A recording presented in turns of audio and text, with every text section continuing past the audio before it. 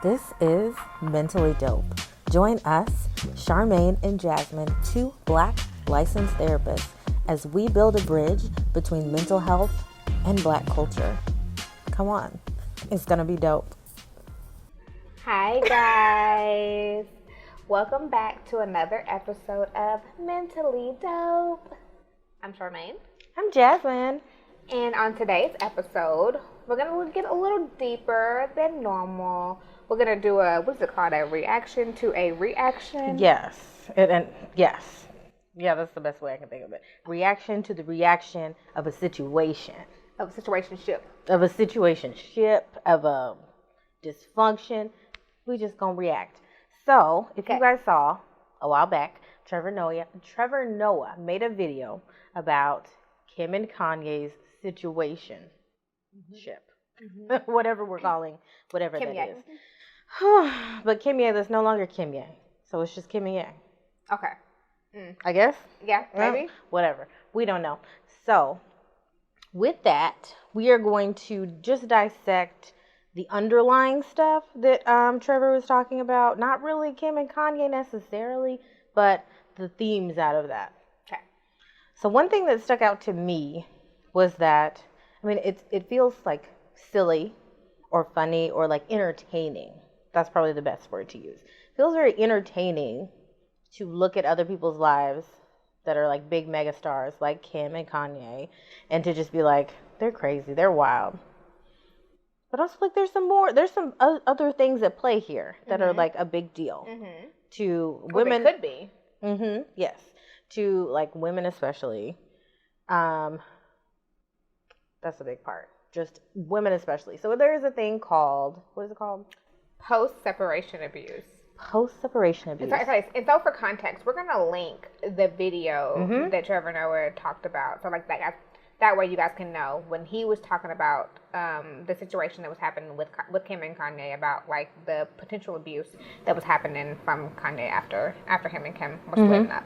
Yeah, he was basically saying like the briefest overview is there's bigger themes here. There's other things at play, and it's interesting to see it happen on a scale that is so massive like Kim and Kanye, but it happens every day. Yeah. On a smaller scale.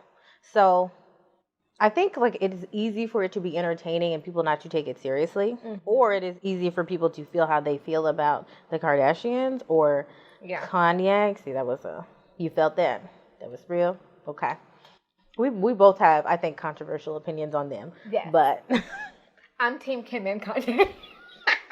What? How are you? Anyway, okay. Okay. How are you Team Kim and Kanye? Wait, okay. We're going to that. Not them together. Well, I don't know. I am kind of them together. Okay, anyway. It's irrelevant. Yeah, it's irrelevant to the whole situation. But, kind of like what you were saying. Some people ignore the actual, potential issues or the potential mental health issues that are taking place because it's people of this magnitude, or because they don't like these potential people. Exactly. And it's hard to find empathy for these people. Yes. So in certain situations, it's like, okay, well, I don't like them. I don't really care if this is happening to them because I don't even like her. But for us, we're looking at the context of what actual post-separation abuse looks like. So Jasmine, can you define post-separation abuse for us? No. No, in fact, I can't. So it is essentially after you've left a relationship, and that could be a marriage or that could just be a regular relationship, that there is some kind of interaction between you and that person that crosses the line into abuse. So that might be like stalking, right? That might be verbal abuse. It could be a whole host of things, but mostly it's something that has happened after the relationship has already ended. Yeah. And it's super, super common. And I think if it hasn't happened to you, it's happened to someone that you know. Like, that is how common it is. It is happening continuously. And the big thing is that it's important because in domestic violence situations that the risks become higher, 100%. That the person may be murdered, may lose their life from an abusive partner after they leave. Yeah. And like, we'll take this a step further to look at one of the things that I know that I see a lot is the emotional abuse of we drag our exes socially in front of other people. Oh, he wasn't this, or oh, she wasn't this, or like now I'm gonna tell you everything about them that was told to me in in confidence because I want to exploit them. So like the whole idea of like emotionally abusing someone in public. We also see the issues that we see a lot of times in cases where there's kids involved, and now like we're gonna slander in front of the kids, or the kids are not able to see you because I want to find a way to hurt you, and if the only way that I can find to hurt you is our kids, I'm gonna do it that way, or I'm gonna call your job. I'm gonna find any way to actually continue to cause you abuse and hurt after we're separated. And like we've kind of talked about before, it is, I don't like to use this word because it's not effective. It's not really a good indicator of what we mean when we say this, but it is manipulative in a way that somebody's trying to get their needs met. That's it. And whoever it is that's trying to get their needs met, usually the abusive partner or someone who is engaging in abusive activity, whatever, is trying to get their needs met in ways that are unhealthy, maybe usually controlling. Yeah. And they usually do that when they feel like they're losing control. Like in a situation like this, I don't know anything about Kim and Kanye, whatever, but I know publicly to put something on a public platform and to create pressure on that person to come back to them, talk to them, whatever, that is manipulation, right? Yeah. And it's also very, very humiliating if I say that I don't want to be with my husband anymore and I file for divorce. That's between me and my husband. I don't need my husband getting on TV and telling everybody, well, I want her back. She's keeping me from the like why that outward pressure. Then, like you said, it becomes manipulative to make me feel bad. Yeah. Or how does that happen on a smaller scale, right? If you're not famous, that might mean you've left and your ex is contacting your mom or your friends and saying, well, I haven't gotten to see my kids in this long. Yeah. Like, look at what she's doing this, to me. Or it doesn't really matter. But I see it all the time on social media where we'll see like long posts of someone dragging their ex and like they didn't do this and they didn't do this, and it's kind of like, why does Facebook need to know? What is that doing for the situation? And what's going on that you feel like you can't get your needs met by talking with that person? Yeah. Versus like rallying people, getting people on your side, trying to create this pressure. This bully situation. Kind of, yeah. It can be. And I also think that some people do this unknowingly, like unconsciously. We'll say that, not unknowingly, but in a way that they're not thinking about of like, ooh, how am I going to like be terrible or be abusive to this person? 100%. But I think that like think sometimes about in their mind, they're really thinking that I'm fighting for my marriage, I'm fighting for my kids, I'm fighting for myself. I'm legit fighting for myself. But this is the only way that I know how. Which goes back to something that we talked about like several times in several episodes of emotional intelligence. And actually knowing our emotions and like knowing how to deal with situations, but knowing what we're responsible for versus what somebody else is responsible for. Yes. So it literally is probably the thought process of I am fighting for my life. Because it very much feels that way, whether that's what's happening or not. I'm fighting for my life. Sorry. I was going to say something. We can't do that, but still, Gail knows what's up. Shout out to Gail. But that feeling like that you are fighting for a situation, and this is the way that I know how to fight. But we just do not realize the harm that comes from that, because most times in tantrum-like behavior, because that's what that kind of is how it looks sometimes. It's tantrum behavior. That's how it looks. Us not knowing any other details, we just know we saw a tantrum, and we don't know any of the backstory. Yeah, but most times tantrums can get worse. If I called you and you didn't answer, now I'm going to show up at your house. If I show up at your house, it escalates. And you didn't answer, I'm going to show up to your job. Absolutely. It's like literally of the escalation until I get what it is that I need. Absolutely. Yeah. And that reminds me too, I think we've talked about before that like abusive situations, unhealthy, maybe dysfunctional situations, they don't always start that way. They grow that way.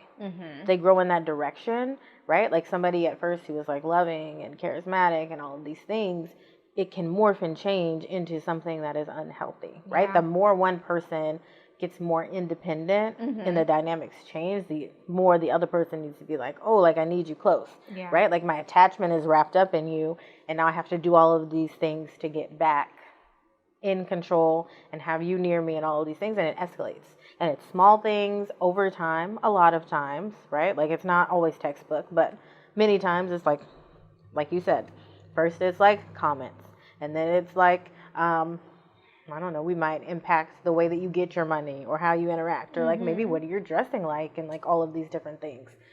So it's a progression. Yeah. And I think that that's the hard part, because we see in this video that Trevor posted that this is something that he had personally dealt with as a kid, and he watched this go to the extreme with his mother, and that was what he was like highlighting, that he was like, at what point do we actually step in and say, hey, this is getting out of hand? And sometimes it probably should have been like in a way earlier, but sometimes in society we glaze over it. Or he talked about, like, you know, how they went to the police several times, and they would like ask his mom, well, what did you do? So like in those types of situations, I think like sometimes like that we laugh about it, we dismiss it, we gloss over it, especially in our community. Like, let's keep it real. Yeah. Can we just keep it all the way 100? Like, what's the movie? Why is it blank? Why is it leaving my mind? What? We always talk about eat the cake and all this stuff. Oh, I continue. Right, and it's always like a joke. It's always a punchline. Not remembering like that person. Tina Turner went through hell. Like she went through really hard times. And I don't like, and even like think about that on like a grander scale, that we continue to make jokes about that. Like, she's not a real live person who still lives in this world. Correct. And she see. And she has said herself that we take the worst part of her life and we replay it over and over and over again.